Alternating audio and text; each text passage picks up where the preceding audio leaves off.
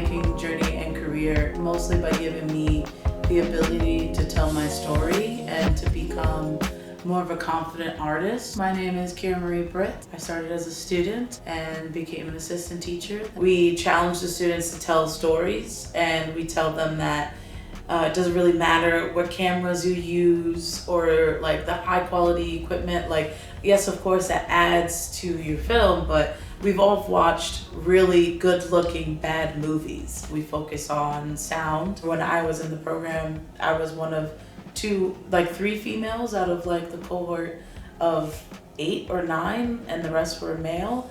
And to see the turnaround of the women that are involved in this program now is just wonderful. I think we have so many new female voices that are being heard and cultivated, and films being created to now be a teacher and provide any sort of mentorship that I can give. I think is always really interesting. Challenging them to go deeper. We're challenging them to tell their stories. Youth programming is important.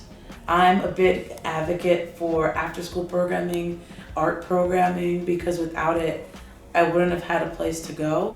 And with after-school programming, art programming, the teachers and coordinators and people involved in making those things happen, they work really hard to make sure that you have a place to be, you have a community to be a part of, and that you belong.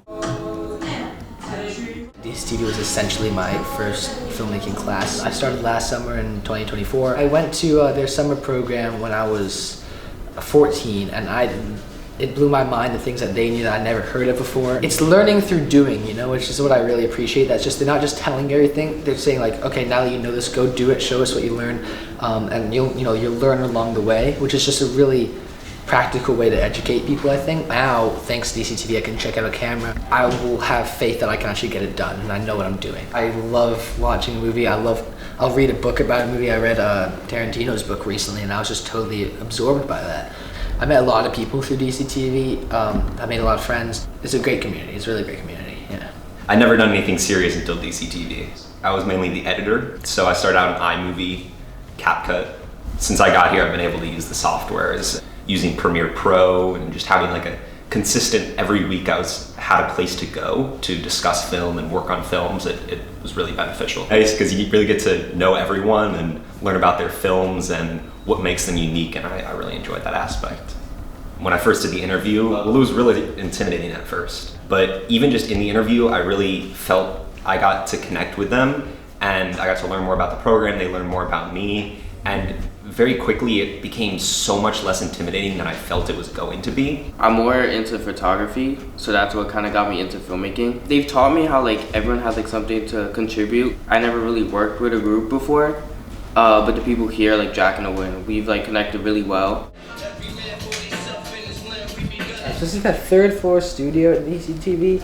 It is how music affects the lives of high school students, both their past and their present. It's how it has shaped their identities, and how it is shaping their identities with things that they do in their day-to-day life, how much they depend on music, because I could not live without music. I mean, no, a lot of people couldn't.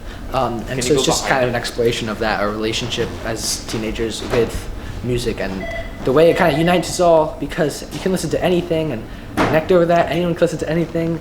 It's gonna be it's a broad topic, but I think we got it. Right now, I'm working on a short documentary with 4 other girls: Celeste, Adriana, Kieran, and Athena.